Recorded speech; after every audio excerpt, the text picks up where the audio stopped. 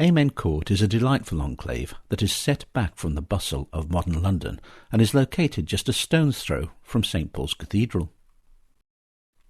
It is a U-shaped precinct consisting of 2 rows of houses, one line of which dates from the 1670s and the other from the late 1870s. They are separated from each other by a lovely garden. The court is bordered at its western extremity by what Nicolaus Pevsner, in his City of London volume of the Buildings of England, describes as a mysterious wall of some antiquity, and we will return to this imposing edifice shortly. The northern section of the court is reached from Warwick Lane via an arched walk-through that passes beneath what is now the deanery of St. Paul's Cathedral.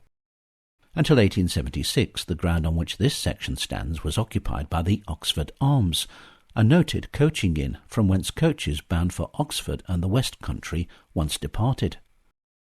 The inn was actually owned by the Dean and Chapter of St. Paul's Cathedral, so when its death knell was sounded by the coming of the railways, they took the opportunity of the vacant plot afforded by the demolition to extend Amen Court, and the splendid red brick houses that can be admired today rose from the rubble of the Oxford Arms. Albeit, since it is private property, all admiring must be done from Warwick Lane. Proceeding southwards, Warwick Lane, or at least the thoroughfare, does that annoying something that quite a few streets in London are wont to do. It changes its name and becomes Ave Maria Lane, and as it does so, you will find on the right the delightfully named Amen Corner, which leads to the older southern section of Amen Court, the entrance to which retains brick gate piers with bull finials, which, like the line of houses beyond, date from the 17th century. This area sustained an awful lot of bomb damage during the Second World War, and, pleasing as the court beyond is today, I have to say that I prefer it as it once was, which is shown in this photograph of it that dates from the 1920s. The houses to the right were built between 1671 and 1673 by Edward Woodroffe as dwellings for the canons residentiary of St. Paul's Cathedral. The buildings still possess the 18th century lamps outside their doors, along with the link extinguishers for putting out the lighted torches or links that people once used to light their way through the dark streets by night before the advent of street lighting made a stroll in the dark a far safer and far more pleasant experience. In the days when the houses backed onto the Oxford Arms, they were reputedly provided with a connecting door to it, and a lease for the inn even had a clause that stipulated that under no circumstances was the door to be sealed up or barred. But let's turn our attention once more to that mysterious wall of some antiquity that borders the west side of Amen Court. Until 1902, the enclave was sandwiched between 2 London institutions.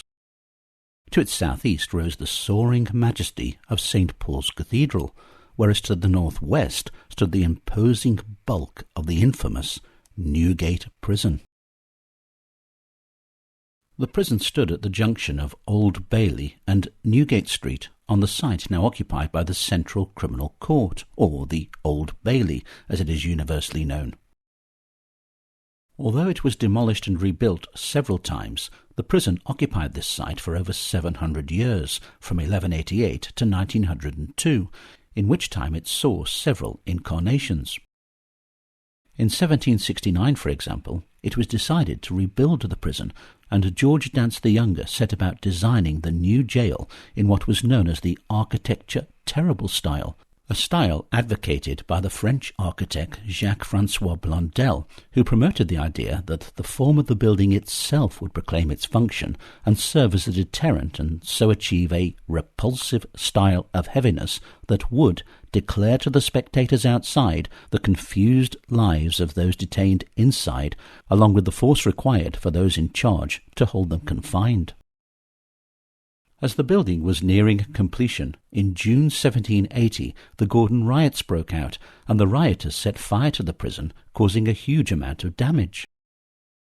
With the unrest subdued, rebuilding began again, and George Dance's Newgate Prison was finally completed in 1782. That building remained in use until 1902, when the decision was taken to demolish it and the Central Criminal Court was built on the site. This photograph shows the final vestiges of Newgate Prison as it disappeared from the city's landscape forever, and its infamy faded to little more than a distant memory.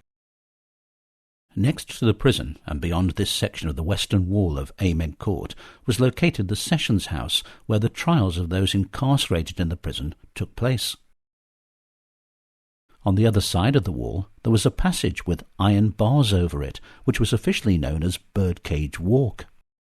However, since it was along this passage that the felons were taken from the prison to their trials at the Sessions House, and it was back along it they returned once sentence had been handed down, many of them having been condemned to death, and it was beneath its flagstones that they would be buried in quicklime once their executions had been carried out, the prisoners came to know it by the far more sinister designation of Deadman's Walk.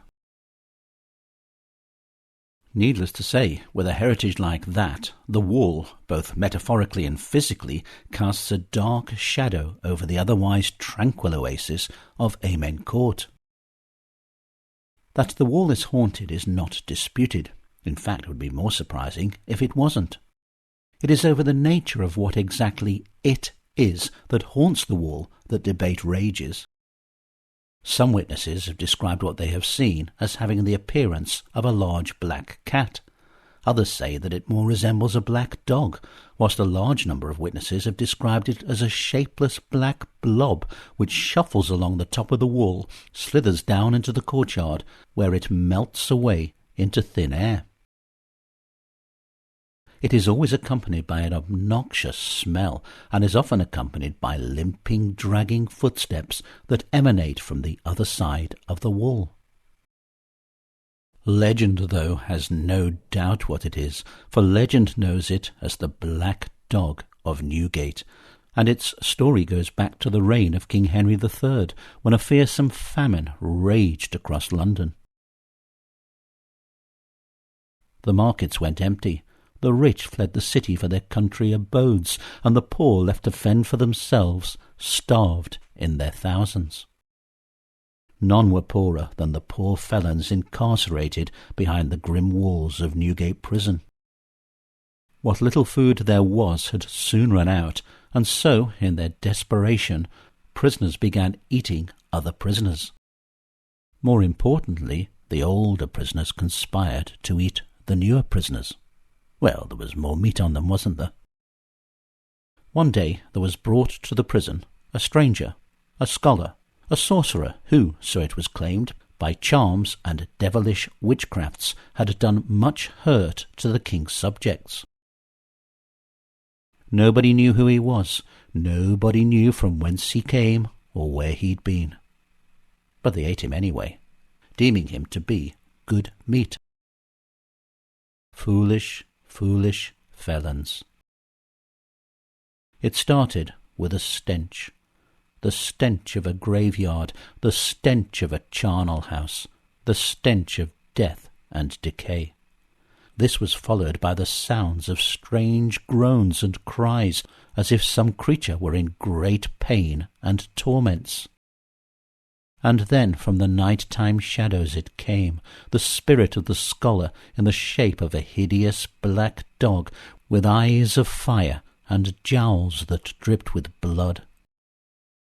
It tore prisoners limb from limb, and some it didn't go anywhere near, simply died of the fright when they heard its heavy paws padding across the cold stone floors in the dead of night. Its baleful presence struck terror into the hearts and the minds of all the inmates, and so afeared were many of them at the prospect of an encounter with the vengeful hound that, in their desperation, they killed the keeper and broke out of the prison, scattering far and wide. But it mattered not how fast they ran, nor how far they went, for one by one the beast did hunt them down, until it had meted out savage retribution on all those responsible for the death of the sorcerer, and thereafter it returned to haunt the night hours of Newgate Prison, where it would appear on the eve of an execution, or the night before a felon breathed his last, a hideous harbinger of death and a sinister reminder of a long-ago day when a group of imprudent felons decided to gorge themselves on a scholarly meal. And so ends the tale of the Black Dog of Newgate. But what are its origins? Although black dogs have been a part of the folklore of many countries across Europe, and for that matter many regions of the British Isles for centuries, so far as can be ascertained, the earliest mention of the legend of the Black Dog of Newgate is to be found in a pamphlet titled The Black Dog of Newgate, both pithy, pleasant, and profitable for all readers, which appeared in 1596 and was attributed to a prison inmate by the name of Luke Hutton. Far from being a ghost story, Hutton's pamphlet was, in reality, a morality tale that preached against the low behaviour and base living of the inmates of Newgate Prison.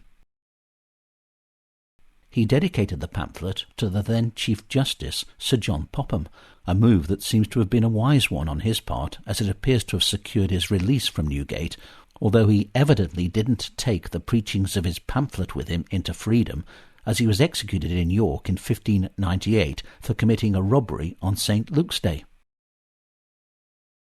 His tale of the Black Dog, however, proved popular, and various versions of it appeared over the next 100 years, growing ever more sensational with each retelling.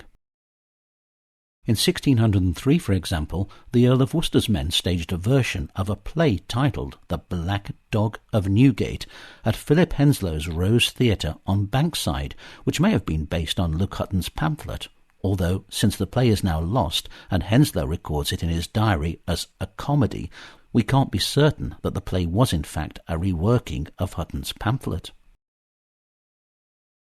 In 1612, a new version of the pamphlet, which bore the chilling title The Discovery of a London Monster called the Black Dog of Newgate, profitable for all readers to take heed by, was imprinted by G. Eld for Robert Wilson to be sold at his shop at the New Gate of Gray's Inn.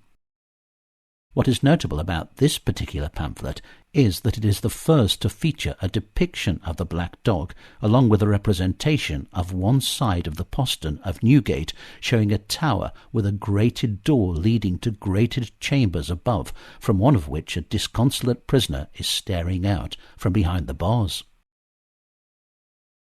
This same title and frontispiece was adopted for the most quoted from version of the tale today, which dates from 1638 and is the one upon which I based my retelling of the story.